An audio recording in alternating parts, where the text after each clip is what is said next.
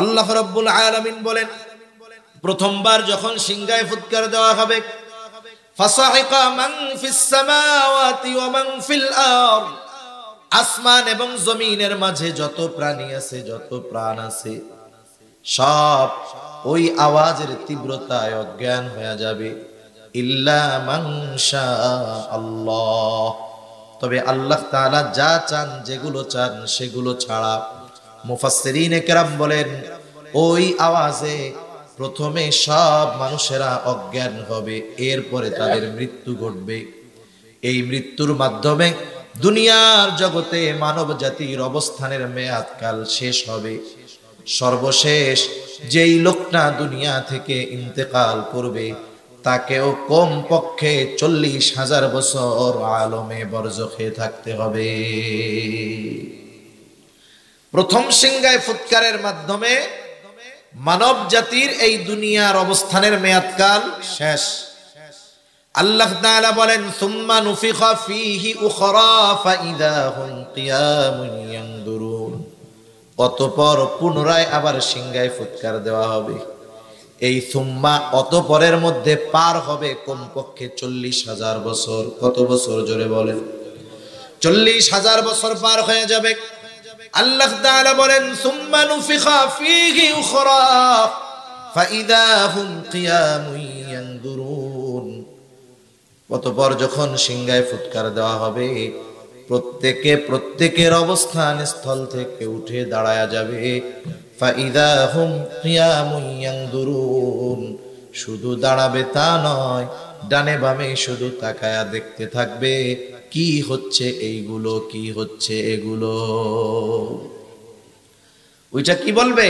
আল্লাহ তাআলা সূরা জিলজালের মধ্যে বলেন, ইদা জুলজিলাতিল আরদু জিলজালাহা ওয়া আখরাজাতিল আরদু আফকালাহা ওয়া ক্বালাল ইনসানু মা লাহা, যখন পৃথিবী প্রচন্ড রূপে কম্পন হবে, জমিন তার মধ্যে থাকা ভারী বস্তুগুলো উদ্গীরণ করে দিবে। মুফাসসিরিনে কেরাম বলেন, এর দ্বারা মানুষের দেহ, লাশ, অথবা এমনটা হতে পারে যে মাটির তলে যত খনিজ পদার্থ আছে, স্বর্ণের খনি, হীরার খনি, সব উদ্গীরণ করে দিবে। মানুষেরা যখন তাকায় দেখবে, কি বলবে? ওয়াকালাল ইনসানু মা লাহা, মানুষ বলবে, আরে এগুলো কি হইতেছে? চিন্তা করবে, দুনিয়ায় এই সম্পদের জন্যই তো দিন ছাড়ছিলাম, সম্পদের জন্যই কাড়াকাড়ি মারামারি করছিলাম, হায় রে এগুলো কি হচ্ছে? অবস্থা কি হবে মানুষের? রাসূলুল্লাহ সাল্লাল্লাহু আলাইহি ওয়াসাল্লাম জানায় দেন, অবস্থা বড় করুন। আল্লাহর নবী বলেন, কিয়ামতের দিন মানুষকে যখন পুনরুত্থিত করা হবে, সকলে বস্ত্রহীন বিবস্ত্র অবস্থায় উঠবে। আয়েশা সিদ্দিকা রাদিয়াল্লাহু তাআলা আনহা বলেন, ইয়া রাসূলুল্লাহ, মানুষেরা যে বিবস্ত্র অবস্থায় উঠবে, একজন কি আরেকজনের দিকে তাকাবে না? মানুষেরা কি লজ্জা পাবে না? একজন আরেকজনের দিকে তাকাবে না? একটু চিন্তা করেন, কিয়ামতের বিভীষিকা, কিয়ামত কত ভয়ানক একটা সময়, কিছুই শুরু হয় নাই। অনেক সময় দেখবেন বৈশাখ মাস যখন হয়, মাঝে মধ্যে কাল বৈশাখী ঝড় হয়, হয় না?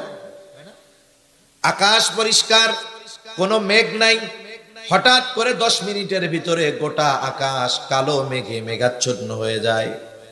ভর দুপুরে এতটা মেঘ, এতটা অন্ধকার, কেমন যেন আমাবস্যার ঘুটঘুটে কালো অন্ধকার। ঝড়ও হইতেছে না, বৃষ্টিও হইতেছে না, শুধু আবহাওয়ার এতটুকু পরিবর্তন। বলেন তো, এই পরিবর্তনটা যখন আমাদের পরিলক্ষিত হয়, অন্তরের মধ্যে ভীতি সঞ্চার হয় কি হয় না? আবহাওয়ার পরিবর্তনে অন্তরের মধ্যে ভয়ের সৃষ্টি হয়। কিয়ামতের দিন এমন এক থমথমে ভাব বিরাজ করবে যে মানুষেরা উঠেই আতঙ্কগ্রস্ত, ভীত সন্ত্রস্ত থাকবে। এত ভীত থাকবে, বিবস্ত্র অবস্থায় উঠানো হবে, কিন্তু কেউ কারো দিকে তাকাবে না। নবীজি তাই বলেন, আয়েশা, মানুষ এতটা চিন্তিত, ভীত থাকবে যে কেউ আরেকজনের দিকে তাকানোর বিষয়টা চিন্তাও করবে না। শুধু তাই না, যার কবরে আযাব ছিল, আযাব, সে তো মনে করতেছিল জাহান্নাম। আমার সময় কম, নাইলে কবরের আযাব গুলাও কিছু শুনাইতাম যে কেমন আযাব হবে। যার কবরে আযাব ছিল, হাসরের ময়দানে কিছুই হয় নাই, শুধু উঠছে, উইঠা আবহাওয়া দেখছে, এতটা বিভীষিকাময় তার কাছে মনে হবে, সে মনে করবে কবরে আমি ঘুমাইছিলাম। কবরে কেমনে ছিলাম? ঘুমাইছিলাম। আল্লাহ তাআলা সূরা ইয়াসিনের মধ্যে বলেন, অনুফিখা ফিস সূরি ফাইদা হুম মিনাল আজদাসি ইলা রাব্বিহিম ইয়ানসিলুন। এখানে দ্বিতীয়বার সিংহায় ফুৎকার উদ্দেশ্য। আল্লাহ তাআলা বলেন, অনুফিখা ফিস সূর ফাইদা হুম মিনাল আজদাসি ইলা রাব্বিহিম ইয়ানসিলুন। দ্বিতীয়বার সিংহায় ফুৎকারের পরে প্রত্যেককে তার কবর থেকে উঠায়া দেওয়া হবে, পুনরুজ্জীবিত করা হবে। ইলা রাব্বিহিম ইয়ানসিলুন, প্রত্যেকে তাদের রবের দিকে ছুটতে থাকবে। এই বিভীষিকাময় অবস্থা দেখে যাদের কবরে আযাব ছিল তারা বলবে, ক্বালু ইয়া ওয়াইলানা মান বা'আসানা মিন মারকাদিনা হাযা মা ওয়া'আদার রাহমানু ওয়া সাদাকাল মুরসালুন। সাল্লাল্লাহু তাআলা আলাইহি ওয়া আলা আলিহি ওয়া আসহাবিহি ওয়া বারাকা ওয়া সাল্লাম وبارك وسلم تسليما كثيرا كثيرا. أما بعد فأعوذ بالله من الشيطان الرجيم. بسم الله الرحمن الرحيم.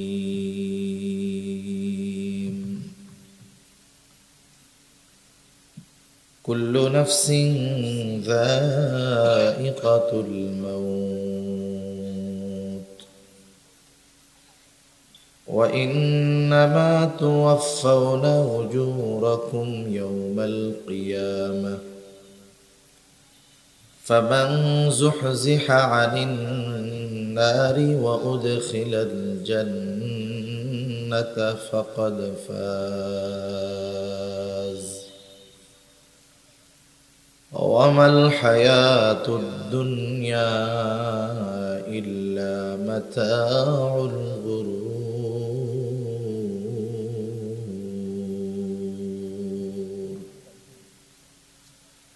وقال تعالى ونضع الموازين القسط ليوم القيامة فلا تظلم نفس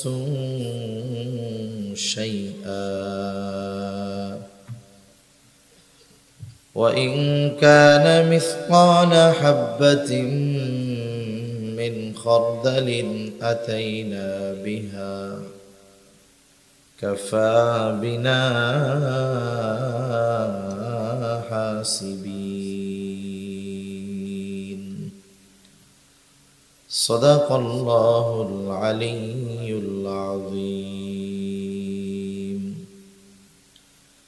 اللهم صل على محمد وعلى آل محمد كما صليت على إبراهيم وعلى آل إبراهيم إنك حميد مجيد. اللهم بارك على محمد وعلى آل محمد كما باركت على إبراهيم وعلى آل إبراهيم إنك حميد مجيد.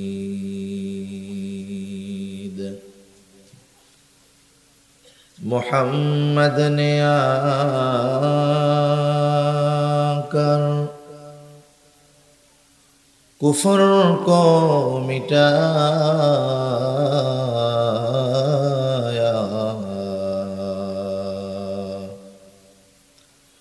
कुफ्र को मिटा कर सदाकत को बताया बलगल उला बिकमालिही कशफत दुजा बिजमालिही हसनत जमीउ खिसालिही सल्लु अलैहि व आलिही ला इलाहा इल्लल्लाह इल्लल्लाह ला इलाहा इल्लल्लाह ला इलाहा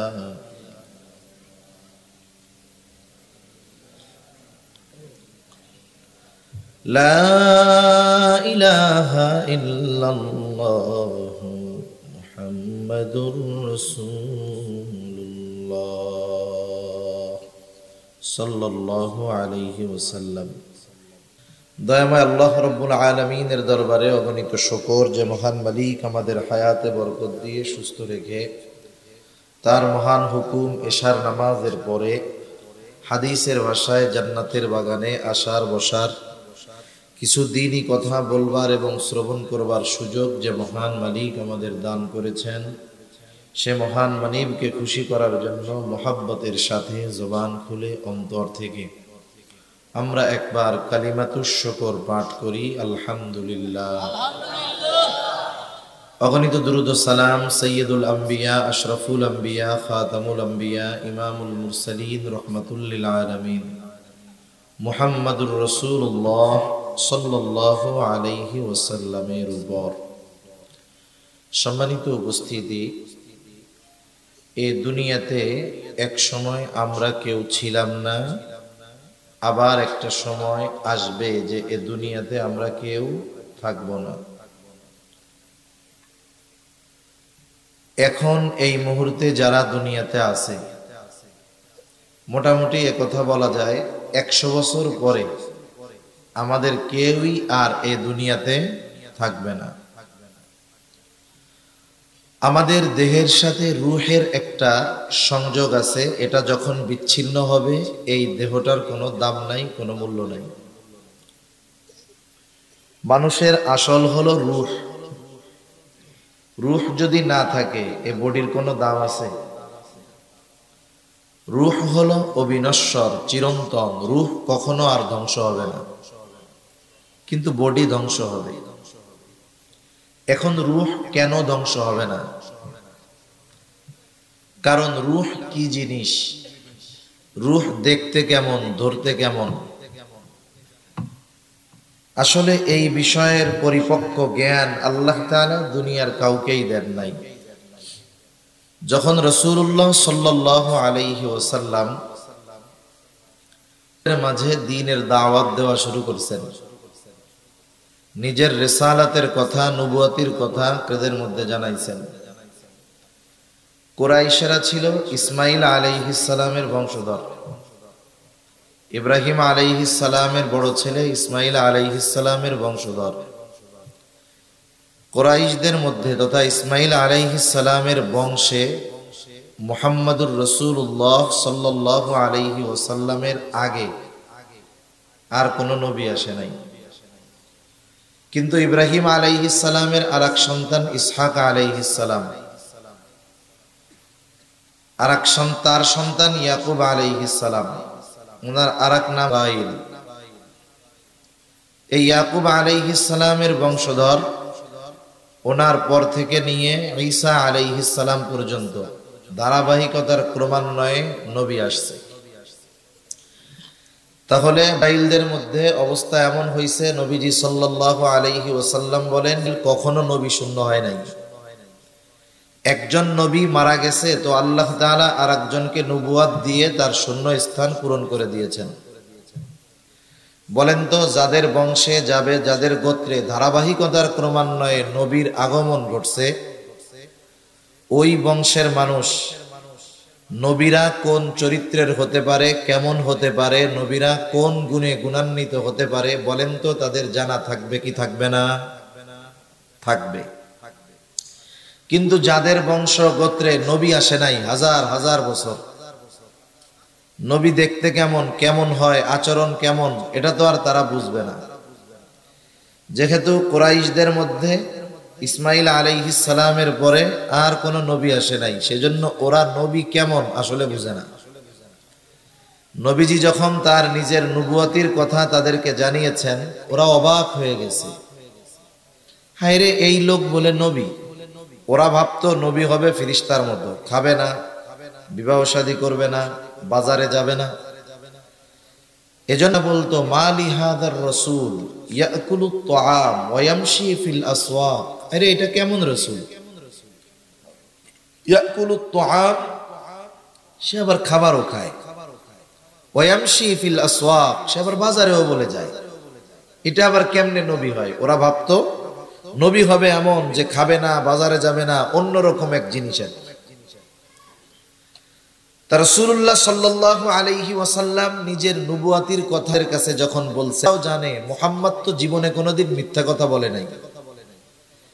ওদের এখন দুই বিষয়ের সংশয় লেগে গেছে। মুহাম্মদ তো মিথ্যা কথা বলতে পারে না, আবার যে বাজারে যায় খায় সে তো নবী হইতে পারে না। এই বিষয়ে তারা দ্বিধাদ্বন্দ্ব নিরসনের আশায় ওদের মধ্য থেকে দুইজন ব্যক্তিকে পাঠায়া দিছে মদিনায়। ওই বড় বড় আলেম ছিল যে তোমরা দুইজন গিয়া মুহাম্মাদের ব্যাপারে বলবা, আসলে কি মুহাম্মদ নবী কি নবী না, এটা আমরা কেমনে বুঝবো। ওই দুইজন আলেমদের কাছে গেছে। আলেমরা সব সিমটম আলামত শুইনা মোটামুটি বুঝতে পারছে ইনি আখেরি জামানার শেষ নবী, শেষ পয়গম্বর মুহাম্মাদুর রাসূলুল্লাহ সাল্লাল্লাহু আলাইহি ওয়াসাল্লাম। আরে ডাক্তার তো অভিজ্ঞ, ডাক্তার যে অভিজ্ঞ সে চোখ দেখে, জিহ্বা দেখে, হাতের তালু টালু দেখা রোগের আলামত বলতে পারে কি পারে না? ইহুদি আলেমরা তো অভিজ্ঞ, জানে যে এই আলামত নবীর, ওরা মোটামুটি বুঝতে পারছে। কিন্তু কেমনে বুঝবে, কেমনে পরীক্ষা করবে আসলে উনি নবী কি নবী না? আমরা তিনটা প্রশ্ন শিখাইয়া দিছি। কয়টা প্রশ্ন? তিনটা প্রশ্ন। যে এই তিন প্রশ্ন গিয়ে তোমরা যেই ব্যক্তি নবী দাবি করে তাকে জিজ্ঞাসা করবা। এই তিন প্রশ্ন হলো এমন প্রশ্ন, এই তিন প্রশ্নের জবাব কোন নবী ছাড়া কেউ দিতে পারবে না। তিন প্রশ্ন নিয়ে তারা হাজির। একটা হলো আসহাবে কাহাফের ব্যাপারে, আরেকটা হলো যুলকারনাইনের ব্যাপারে, আরেকটা হলো রূহ কি জিনিস। তিন প্রশ্নের জবাব দিয়ে লম্বা আলোচনা করার মতো সময়ও নাই, ইচ্ছাও নাই। মূলত আমি আমার বিষয়টাকে একেবারে অল্প কথায় আপনাদের বোঝানোর জন্য ভূমিকা না মূল কথার মধ্যেই কিছু কথা বলতেছি, যাতে শেষ বিষয়টা আমাদের বুঝতে সুবিধা হয় যে আসলে আমাদের অবস্থা কি হবে বা কি আছে। তা ওই তিন প্রশ্ন নিচ্ছে নবীজির কাছে। আসার পরে জিজ্ঞাসা করছে। প্রতিনিয়ত জিবরাইল আলাইহিস সালাতু ওয়াস সালাম ওহী নিয়ে তো আসেই। নবীজি নিজেও তো এই প্রশ্নের জবাব জানেন না। নবীজিকে এই প্রশ্নের জবাব জানাবেন আল্লাহ জিবরাইল আলাইহিস সালামের মাধ্যমে। এই বিষয়টাকে সামনে রেখে তিনি বললেন যে ঠিক আছে, আগামীকাল তোমাদের তিন প্রশ্নের জবাব দিয়ে দিব। বিষয়ের বাইরেও কিছু প্রাসঙ্গিক কথাবার্তা আছে, এগুলো বলার দরকার হয়, তাই বলতেছি। নবীজি বলছেন আগামীকাল তোমাদের এই প্রশ্নের জবাব আমি জানায়া দিব। নবী চিন্তা করছেন জিবরাইল আলাইহিস সালাম আসলেই তো জবাব জানা যাবে, কিন্তু উনি ইনশাআল্লাহ বলেন নাই। আগামীকাল হয়ে গেল, ওহী আসে না, নবীজি জবাবও দিতে পারেন না। এই শুরু করছে মজা, দেখো ইনি নাকি নবী, আজকে জানানোর কথা জানাইতে পারলো না। এভাবে একদিন করে 15 দিন ওহী আসা বন্ধ। এই 15টা দিন নবীজির কত টেনশনে গেছে আর কি পরিমাণ আনন্দিত হয়েছে। 15 দিন পর এই প্রশ্নগুলোর জবাব নিয়ে জিবরাইল আলাইহিস সালাম হাজির হয়ে গেলেন। সাথে সাথে আমাদের জন্য, উম্মতদের জন্য এক শিক্ষা আল্লাহ তাআলা দিয়ে দিলেন। যখন আমরা ভবিষ্যতের জন্য কিছু করার ইচ্ছা পোষণ করব, ওয়ালা তাকুলান্না লিশাইইন ইন্নী ফাইলুন যালিকা গাদা ইল্লা আইয়াশা আল্লাহ, এমনটা কখনোই বলবো না এটা আগামীকাল করব, বরং কি বলবো? ইনশাআল্লাহ আগামীকাল করব, ইনশাআল্লাহ এটা বলবো। ভবিষ্যতের যে কোনো বিষয়ের ক্ষেত্রে আমরা বলবো ইনশাআল্লাহ খাবো, ইনশাআল্লাহ যাবো, ইনশাআল্লাহ করব। এই ধরনের কিছু পরিভাষা আছে যেই পরিভাষাগুলো মুসলমানদের সচরাচর ব্যবহার করার দরকার, ঠিক কিনা বলুন? যেমন ফোন ধরার ক্ষেত্রে হ্যালো বলার আগে সালাম দেওয়ার দরকার, সালাম বিনিময় হওয়ার দরকার। আলহামদুলিল্লাহ, সুবহানাল্লাহ, ইন্না লিল্লাহ, এই শব্দগুলো বাক্যগুলো মুসলমানদের ভাষায় ভাষায় শব্দে শব্দে পদে পদে থাকার দরকার। সরি না বইলা আফওয়ান বলার অভ্যাস করার দরকার, থ্যাংক ইউ না বইলা জাযাকাল্লাহ বলার অভ্যাস করার দরকার। তা রাসূল আকরাম সাল্লাল্লাহু আলাইহি ওয়াসাল্লামকে আল্লাহ তাআলা শিক্ষা দেওয়া মানে, বলা মানে গোটা উম্মত কিয়ামত পর্যন্ত সবার জন্য মূলত শিক্ষা। অনেক সময় পরিবারের বড়জনকে শাসন করার দ্বারা ছোটদেরকেও গ্রিন রেড সিগন্যাল দেওয়া হয়, বলা হয় একজন রে, কিন্তু উদ্দেশ্য থাকে সবাই। তা তিন প্রশ্নের জবাব আল্লাহ তাআলা দিয়ে দিলেন। এর মধ্যে তিন প্রশ্নের মধ্যে অন্যতম প্রশ্ন হলো ওয়ায়াসআলুনাকা আনির রূহ, তারা আপনাকে জিজ্ঞাসা করে, আপনার কাছে জানতে চায় রূহ কি জিনিস, রূহ কি? আল্লাহ তাআলা বলেন কুলির রূহু মিন আমরি রাব্বি ওয়া মা উতীতুম মিনাল ইলমি ইল্লা কলিলা। আল্লাহ রাব্বুল আলামিন বলেন তারা আপনাকে জিজ্ঞাসা করে, আপনার কাছে জানতে চায় রূহ কি জিনিস। আপনি বলেন কুলির রূহু মিন আমরি রাব্বি, রূহ হলো আমার রবের আদেশ, আমার রবের নির্দেশ। সাথে সাথে আল্লাহ তাআলা এটাও জানায় দিল, পয়গম্বর এই রূহ কি জিনিস এটা আপনার রবের আদেশ, এটা নিয়ে চিন্তা গবেষণা করার মতো জ্ঞান আমি আল্লাহ মানুষকে দেই নাই। এই জন্যই আল্লাহ তাআলা এরপর সাথে সাথেই বলেন ওয়ামা উতীতুম মিনাল ইলমি ইল্লা কলিলা। আল্লাহ তাআলা বলেন তোমাদেরকে অতি সামান্য জ্ঞান দেওয়া হয়েছে। আমাদেরকে আল্লাহ কি জ্ঞান দিয়েছেন বলেন? অতি সামান্য, অতি সামান্য জ্ঞান। কত সামান্য! আসলে কথা একটা আসলে এর পাশে আর একটা চলে আসে। একবার চিন্তা করি যে বাদ দিয়া দেই, আর একবার চিন্তা করি বলারও দরকার আছে যে আমাদের জ্ঞানের পরিধি কত বড় একটু জানি। সূরাতুল কাহাফের মধ্যে মূসা আলাইহিস সালাম আর খিজির আলাইহিস সালামের একটা সফরের ঘটনা আছে, শিক্ষা সফর। আপনাদের এলাকা থেকে ছাত্ররা, বিভিন্ন যুবকেরা মাঝে মধ্যে শিক্ষা সফরে যায় নাকি? এই সব হলো কুশিক্ষার সফর। কিসের সফর বলে? কুশিক্ষার সফর। এখানে কোনো সুশিক্ষা নাই, ওখানে যা হয় তা সব জায়গা বলাও যায়। শিক্ষা সফর হলো আপনি ওমরার সফরে গেছেন, হজের সফরে গেছেন, শিক্ষা সফর।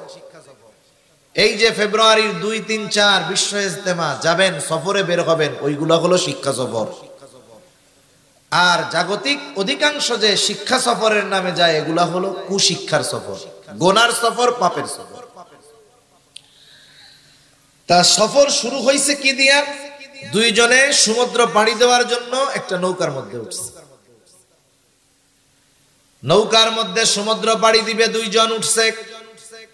হঠাৎ একটা দৃশ্যের দিকে দুইজনেরই নজর গেল। যারা সমুদ্র পথে সফর করেছেন, নদী পথে সফর করেছেন, তারা দেখে থাকবেন সমুদ্রের মধ্যে বিভিন্ন রকমের পাখি উড়ে, গাংচিল উড়ে, পাখি উড়ে।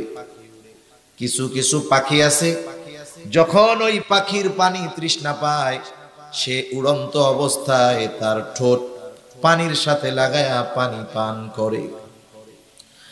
খিজির আলাইহিস সালাম মূসা আলাইহিস সালামকে ওই দৃশ্য দেখাইলেন।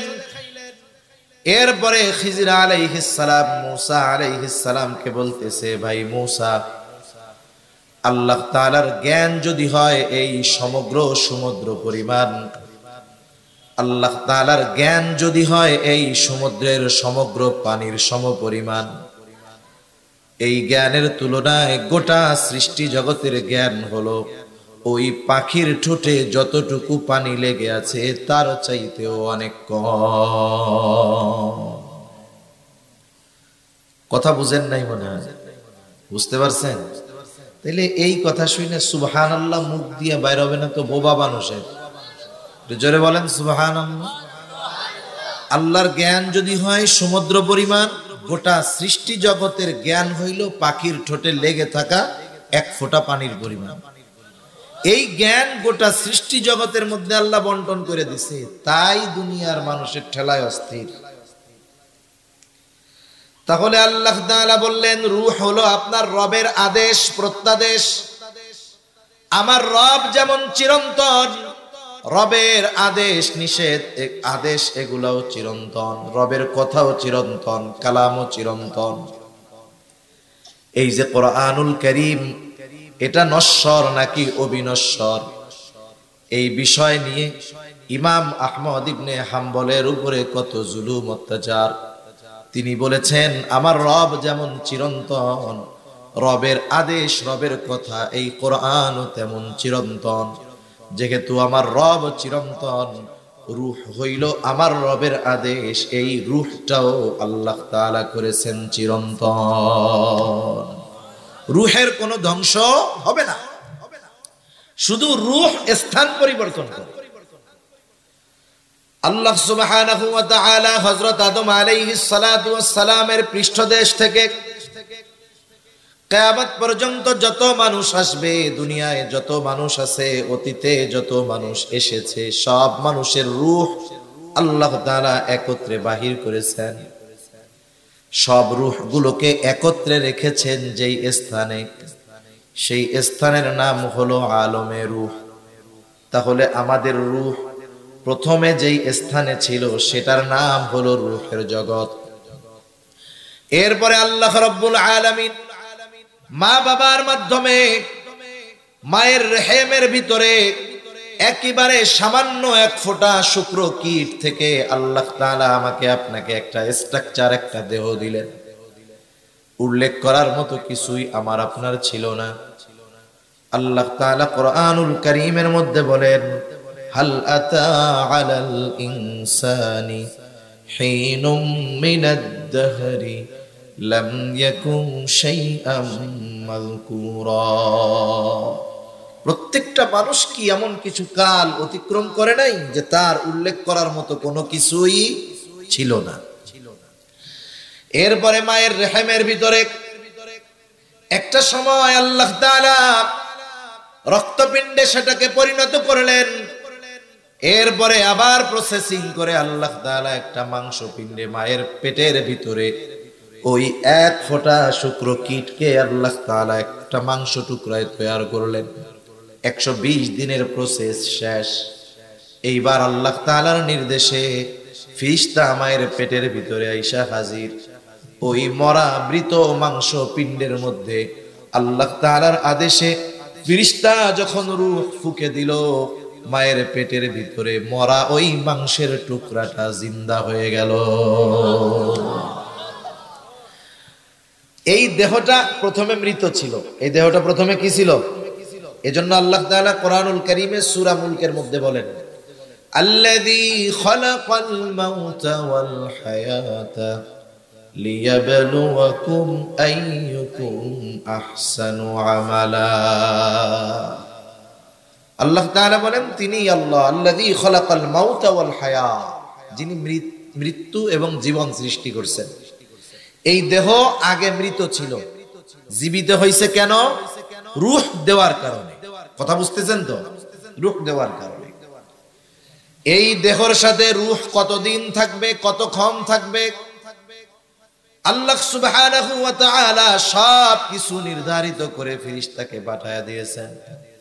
এই যে রূহের সাথে এই দেহের একটা সংযোগ হয়ে গেল, ওই সময় আমাদের রূহের কিছু দিনের অবস্থান ছিল আলমে বতন, মায়ের পেটের মধ্যে ছিল রূহ, ওই ছোট্ট একটা দেহের মধ্যে। এরপরে নির্ধারিত মেয়াদকাল শেষে আল্লাহ তাআলা মায়ের রেহেম থেকে, গর্ভ থেকে আমাদের দুনিয়ায় পাঠাইলেন। এখন এই দেহের মধ্যে রূহটা আছে, রূহের অবস্থান হলো আলমে দুনিয়ায়। কারণ এখন আছি আমরা দুনিয়ায়, রূহের জগৎ থেকে মায়ের পেটে আলমে বতনে, আলমে বতন থেকে এখন আছে আলমে দুনিয়ায়, আমাদের দেহের মধ্যে আছে। একটা নির্ধারিত সময় আসবে, আল্লাহ তাআলার নির্দেশ, এইবার এই রূহ আমার আপনার দেহের সাথে আর থাকবে না। আল্লাহ তাআলা আমাদের প্রত্যেকের হায়াতকে লিমিট নির্ধারিত করে দিয়েছেন। এই যে পানির বোতলটা আছে, এই পানির বোতলের মধ্যে কিছু কথা লেখা আছে। একটা লেখা আছে উৎপাদনের তারিখ, আর একটা লেখা আছে মেয়াদ, আর একটা আছে তার ব্যাচ নম্বর। মেয়াদটা দেওয়া হলো ৩/৯/২৪ সাল। বলেন তো, আপনি যদি বোতলের মধ্যে বাজারে কিনতে গিয়া দেখেন এইটার মেয়াদ শেষ হয়ে গেছে, পানির দাম ১৫ টাকা, মেয়াদ যদি শেষ হয়ে যায়, এই ১৫ টাকার পানি আপনি ৫ টাকা দিয়ে কিনবেন নাকি? আপনি বুঝতে পারতেছেন, দেখতে পারতেছেন মেয়াদ শেষ, এই জন্য এটার কোনো দাম। আমার আপনারও একটা নির্দিষ্ট মেয়াদ আছে, কিন্তু দেখা যায় না। মেয়াদ ফুরায় গেলে এই পানির বোতলের যেমন কোনো দাম নাই, মেয়াদের ফুরায় যাবে, আমার আপনারও দাম নাই। এই এত সুন্দর দেহ, এটা কোনো কাজে লাগবে না, কেউ মূল্যায়ন করবে না। যখন রূহটা দেহ থেকে বিচ্ছিন্ন হয়ে যাবে, মালাকুল মউত যথাসময়ে হাজির হয়ে যাবে। এক মুহূর্ত আগেও আসবে না, এক মুহূর্ত বিলম্বও করবে না।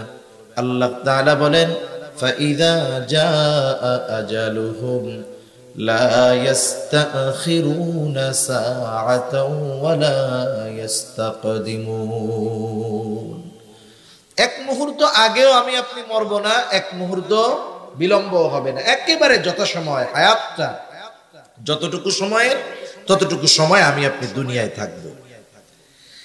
এই রূহটা মালাকুল মউত এসে বের করে নিয়ে যাবে আমার আপনার মধ্য থেকে।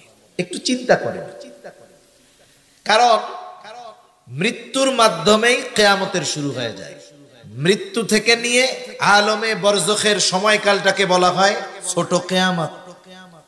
এরপর থেকে নিয়ে শুরু হয় বড় কিয়ামত।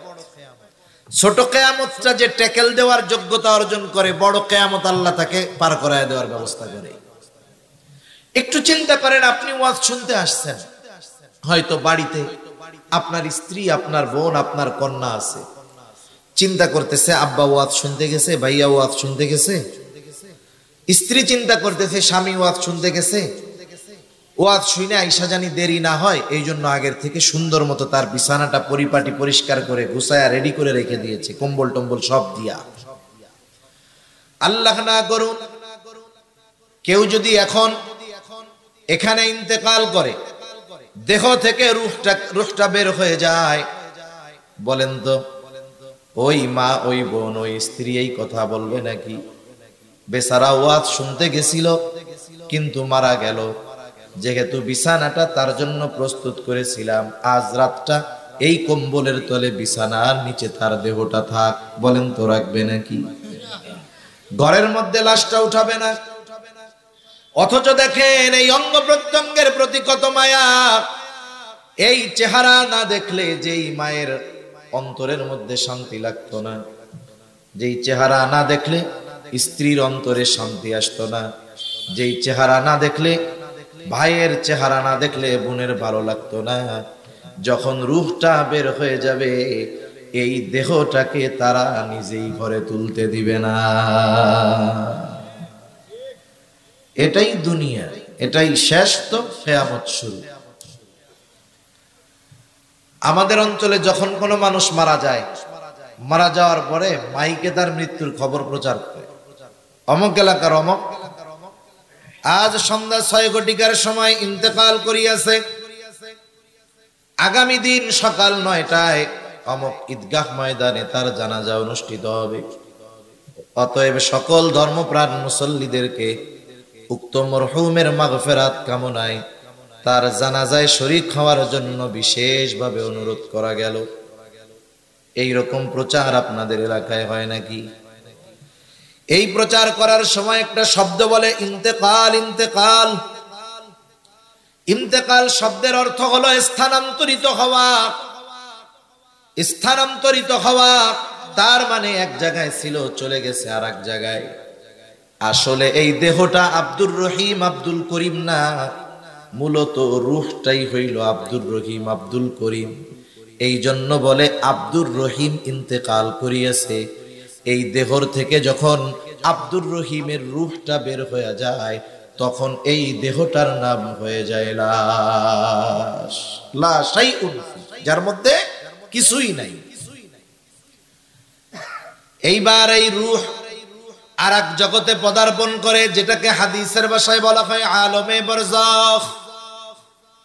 একটা মানুষ মৃত্যুবরণ করার পর তাকে কবরে রাখা হোক আর না রাখা হোক, বাঘে খেয়ে ফেলুক আর সিংহে খেয়ে ফেলুক, আগুন দিয়া পোড়ায় দিক আর যা করুক, প্রত্যেককেই যেতে হয় আলমে বরজখে। আলমে বরজখে আমাদের সকলকেই অবস্থান করতে হবে। অনন্তকাল নয়, তবে দীর্ঘকাল।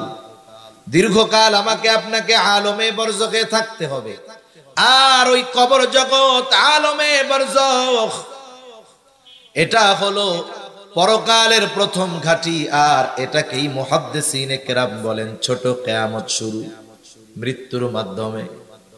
এইবার কারো মৃত্যু যদি সুন্দর হয়, তাহলে আলমে বরজখে তার সুন্দর। দুনিয়ার জগতে নেক আমল করছে, ভালো কাজ করছে, আলমে বরজখ সুন্দর। দুনিয়ার জগতে পাপাচারের মধ্যে লিপ্ত থাকছে, তার আলমে বরজখ তার জন্য কঠিন হয়ে যায়। আলমে বরজখের দুই অবস্থা। দুনিয়ায় যারা নেককার ইমানদার, তাদের কবর হবে জান্নাতের বাগান, রাউদাতুম মিন রিয়াদিল জান্নাহ। আর যারা দুনিয়ায় নেক আমল করে নাই, পাপের মধ্যে লিপ্ত ছিল, তাদের কবর হবে জাহান্নামের গর্ত। এই শাস্তিটার মাত্রা কতটুকু, বা ওই শান্তির মাত্রাটা কতটুকু? যার কবরটা জান্নাতের বাগান হবে, সে মনে করবে এটাই মনে হয় জান্নাত। ফেরেশতারা তাকে জানাবে, না না, এটা জান্নাত নয়, বরং জান্নাতের নেয়ামতের তুলনায় এটা কোনো কিছুই না। বরং তোমার জন্য এর চাইতে কল্পনাতীত নেয়ামত আল্লাহ তাআলা তৈরি করে রাখছে, যেটা কিয়ামতের পরে তোমাকে দেওয়া হবে, পুনরুত্থানের পরে তোমাকে দেওয়া হবে। বলেন তো, আপনার কাছে একটা আছে ভালো জিনিস, আপনি যদি তার চাইতে অগণিত গুণ বেশি ভালো জিনিসের খবর পান, তাইলে এই ছোট ভালো জিনিস চাইবেন নাকি বড়টা চাইবেন? এইবার ওই কবরের বাসিন্দা বলবে, আল্লাহ, যথা দ্রুত সম্ভব আপনি কিয়ামত কায়েম করেন, আমি আমার আসল ঠিকানায় যাইতে চাই। আর যার কবরটা জাহান্নামের বাগান হয়ে যাবে, ও মনে করবে এটাই মনে হয় জাহান্নাম। কারণ এর চাইতে যন্ত্রণাদায়ক শাস্তি, কষ্টকর আর কোনো কিছুই হতে পারে না। এইবার ফেরেশতারা তাকে জানাবে, না না, এটা জাহান্নাম নয়, বরং জাহান্নামের শাস্তি এর চাইতে কল্পনাতীত কঠোর এবং কঠিন এবং কষ্টের। এই কথা শুনে ওই কবর যার জাহান্নামের গর্ত, সে এতটা ভীত সন্ত্রস্ত হয়ে যাবে, সে আল্লাহর কাছে বলতে থাকবে, আল্লাহ, কিয়ামত যেন কখনোই কায়েম না হয়। একটা বিপদে আমি আপনি আছি, বিপদটা এমনি কষ্টের, কিন্তু সামনে যায় মনে করতেছি এই বিপদ টিপদ আর থাকবে না। কিন্তু বিশ্বস্ত একজন আমারে বলল, ভাই, আপনি যেই বিপদে আছেন, সামনের বিপদের তুলনায় আপনি জান্নাতে আছেন। তখন বলেন তো, আমি কি ওই সামনের বিপদ কামনা করব, নাকি ছোট বিপদ নিয়েই কমু, যাক এটাই থাক? শাস্তির তীব্রতা এত, মনে করবে জাহান্নাম, কিন্তু জাহান্নামের শাস্তির কথা শুনে মনে করবে, হায় রে, এটাই ভালো। এভাবে চলতে থাকবে দীর্ঘকাল। এক সময় সিংগায় ফুৎকারের মাধ্যমে মানুষের আলমে বরজখে অবস্থানের মেয়াদকাল শেষ হবে। আল্লাহ তাআলা কোরআনুল কারীমের মধ্যে বলেন ওয়ানুফিখা ফিস সূরি ফাসাইকা মান ফিস সামাওয়াতি ওয়া মান ফিল আরদ ইল্লা মান শাআল্লাহ সুম্মা নুফিখা ফীহি উখরা ফাইযা হুম কিয়ামুন ইয়ানজুরুন। আল্লাহ রাব্বুল আলামিন বলেন প্রথমবার যখন সিংহায় ফুৎকার দেওয়া হবে ফাসাইকা মান ফিস সামাওয়াতি ওয়া মান ফিল আরদ, আসমান এবং জমিনের মাঝে যত প্রাণী আছে, যত প্রাণ আছে, সব ওই আওয়াজের তীব্রতায় অজ্ঞান হয়ে যাবে। ইল্লা মান শাআল্লাহ, তবে আল্লাহ তাআলা যা চান, যেগুলো চান সেগুলো ছাড়া। মুফাসসিরিনে কেরাম বলেন ওই আওয়াজে প্রথমে সব মানুষেরা অজ্ঞান হবে, এরপরে তাদের মৃত্যু ঘটবে। এই মৃত্যুর মাধ্যমে দুনিয়ার জগতে মানব জাতির অবস্থানের মেয়াদকাল শেষ হবে। সর্বশেষ যেই লোকটা দুনিয়া থেকে ইন্তেকাল করবে তাকেও কম পক্ষে 40,000 বছর আলমে বরজখে থাকতে হবে। প্রথম সিংহায় ফুৎকারের মাধ্যমে মানব জাতির এই দুনিয়ার অবস্থানের মেয়াদকাল শেষ।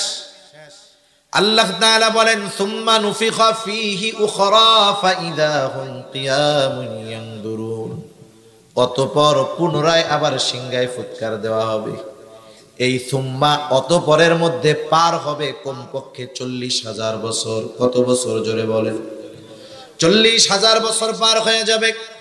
আল্লাহ তাআলা বলেন সুম্মা নুফিখা ফীহি উখরা ফাইযা হুম কিয়ামুন ইয়ানজুরুন, অতঃপর যখন সিংহায় ফুৎকার দেওয়া হবে প্রত্যেকের অবস্থান স্থল থেকে উঠে দাঁড়ায়া যাবে। ফাইযা হুম কিয়ামুন ইয়ানজুরুন, শুধু দাঁড়াবে তা নয়, ডানে বামে শুধু তাকায়া দেখতে থাকবে কি হচ্ছে এইগুলো, কি হচ্ছে এগুলো। ওইটা কি বলবে?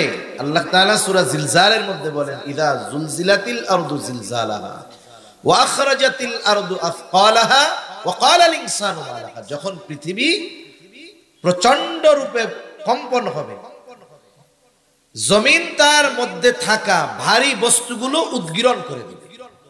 মুফাসসিরিনে কেরাম বলেন এর দ্বারা মানুষের দেহ, লাশ, অথবা এমনটা হতে পারে যে মাটির তলে যত খনিজ পদার্থ আছে, স্বর্ণের খনি, হীরার খনি, সব উদ্গীরণ করে দিবে।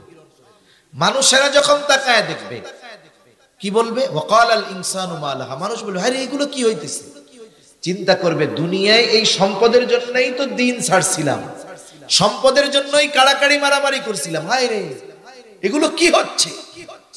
অবস্থা কি হবে মানুষের? রাসূলুল্লাহ সাল্লাল্লাহু আলাইহি ওয়াসাল্লাম জানায় দেন অবস্থা বড় করুন। আল্লাহর নবী বলেন কিয়ামতের দিন মানুষকে যখন পুনরুত্থিত করা হবে সকলে বস্ত্রহীন বিবস্ত্র অবস্থায় উঠবে। আয়েশা সিদ্দিকা রাদিয়াল্লাহু তাআলা আনহা বলেন ইয়া রাসূলুল্লাহ, মানুষেরা যে বিবস্ত্র অবস্থায় উঠবে একজন কি আরেকজনের দিকে তাকাবে না? মানুষেরা কি লজ্জা পাবে না? একজন আরেকজনের দিকে তাকাবে না? একটু চিন্তা করেন কিয়ামতের বিভীষিকা, কিয়ামত কত ভয়ানক একটা সময়, কিছুই শুরু হয় নাই। অনেক সময় দেখবেন বৈশাখ মাস যখন হয় মাঝে মধ্যে কাল বৈশাখী ঝড় হয়, হয় না? আকাশ পরিষ্কার, কোনো মেঘ নাই, হঠাৎ করে 10 মিনিটের ভিতরে গোটা আকাশ কালো মেঘে মেঘাচ্ছন্ন হয়ে যায়। ভর দুপুরে এতটা মেঘ, এতটা অন্ধকার, কেমন যেন আমাবস্যার ঘুটঘুটে কালো অন্ধকার। ঝড়ও হইতেছে না, বৃষ্টিও হইতেছে না, শুধু আবহাওয়ার এতটুকু পরিবর্তন। বলেন তো এই পরিবর্তনটা যখন আমাদের পরিলক্ষিত হয় অন্তরের মধ্যে ভীতি সঞ্চার হয় কি হয় না? আবহাওয়ার পরিবর্তনে অন্তরের মধ্যে ভয়ের সৃষ্টি হয়।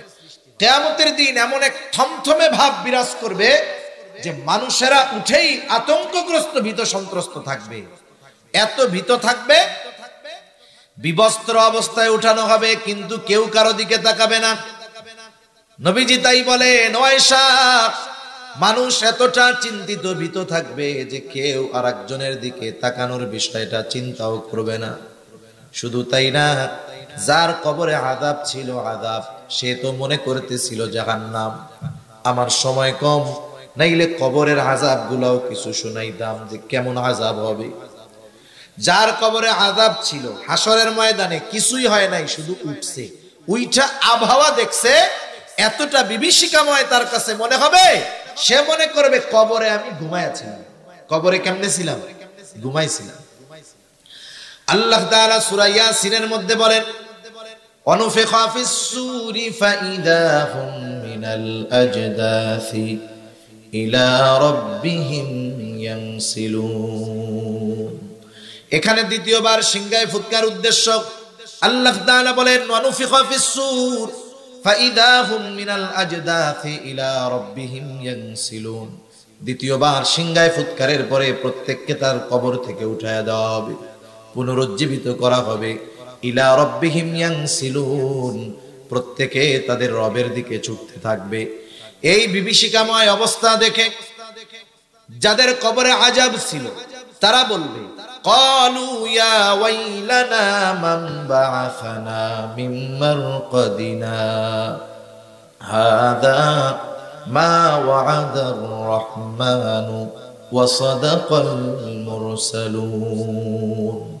আল্লাহ তাআলা জানায় দেন, ওই মানুষেরা বলবে, ইয়া ওয়াইলানা মান বা'আসানা মিন মারকাদিনা, হায় দুর্ভোগ, কে আমাদেরকে আমাদের অবস্থান স্থল থেকে জাগায়া দিল।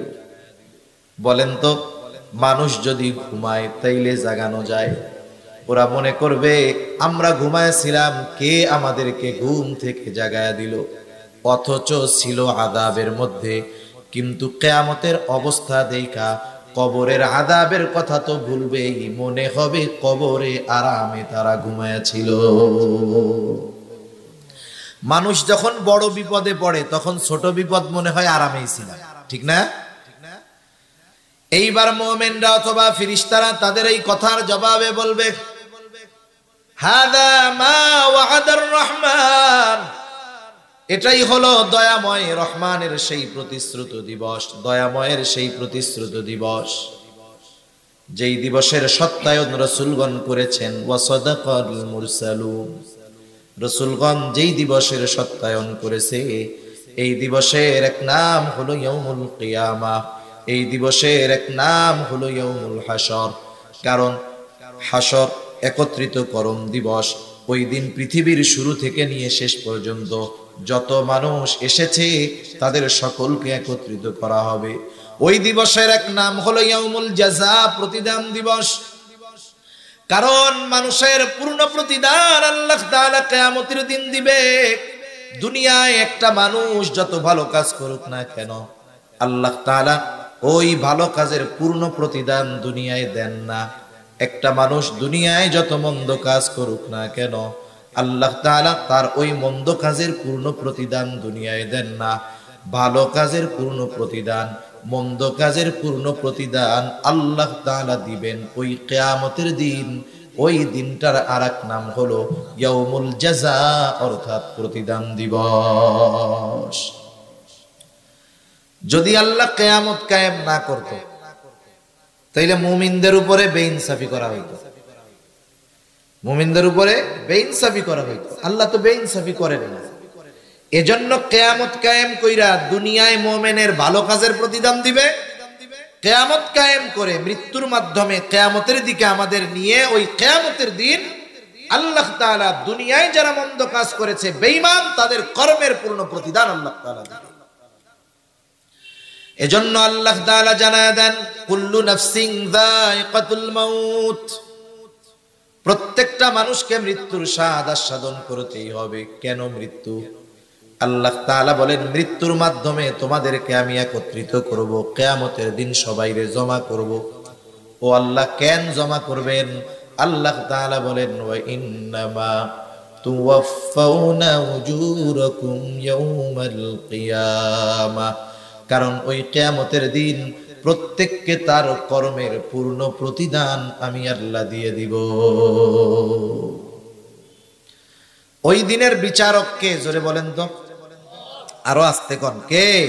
আল্লাহ। দুনিয়ার বিচারক তো টাকা পয়সা খাইয়া পার্সিয়ালিটি করে, আল্লাহ তাআলা কি করবে? কেমন বিচার করবে আল্লাহ? আল্লাহ তাআলা কোরআনুল কারীমের মধ্যে বলেন, وَنَضَعُ الْمَوَازِينَ الْقِسْطَ لِيَوْمِ الْقِيَامَةِ فَلَا تُظْلَمُ نَفْسٌ شَيْئًا وَإِنْ كَانَ مِثْقَالَ حَبَّةٍ مِّنْ خَرْدَلٍ أَتَيْنَا بِهَا كَفَى بِنَا حَاسِبِينَ। আল্লাহ তাআলা বলেন, আমি কিয়ামতের দিন ন্যায় বিচারের বিচারালয় প্রতিষ্ঠা করব, ন্যায় বিচারের আদালত কায়েম করব আমি আল্লাহ। কারণ আল্লাহ হলেন মালিক ইয়াউমিদ্দিন, আল্লাহ তাআলা হলেন বিচার দিবসের একচ্ছত্র অধিপতি হলেন আল্লাহ, ওই দিনের বিচারক তিনি। আল্লাহ তাআলা বলেন এমন বিচারালয় কায়েম করব, ফালা তুযলামু নাফসুন শাইআ, কারো প্রতি সামান্যতম জুলুম করা হবে না, অবিচার করা হবে না। এমনটা হবে না কর্ম নাই কিন্তু বিচার করছি তা না। আমি কিয়ামতের দিন শুধু অপরাধীকে হাজির করব তা নয়, সাথে সাথে তার অপরাধগুলোকেও আমি আল্লাহ হাজির করব। ওয়া ইন কানা মিসকালা হাববাতিন মিন খারদালিন আতাইনা বিহা, সে যদি দুনিয়াতে সরিষা দানা পরিমাণ কোনো আমল করে, আতাইনা বিহা, ওইটা সহ আমি আল্লাহ তাকে হাজির করব। সুবহানাল্লাহ বলেন। হযরত লোকমান তার ছেলেরে উপদেশ দিচ্ছে, ইয়া বুনাইয়া ইন্নাহা ইন তাকু মিসকালা হাববাতিন মিন খারদালিন ফাতাকুন ফি সাখরাতিন আও ফিস সামাওয়াতি আও ফিল আরদি ইয়াতি বিহাল্লাহ ইন্নাল্লাহা লাতীফুন খাবীর। হযরত লোকমান তার ছেলেরে বলতেছে, ও আমার বৎস, তোমার আমলটা যদি সরিষা দানা পরিমাণ হয়, ওই আমলটা যদি তুমি করো পাথরের মধ্যেও করো, ওই আমলটা যদি আকাশেও করো জমিনেও করো, যেখানেই তুমি তোমার ওই আমলটা করো না, তোমার ওই আমলটা যিনি হাজির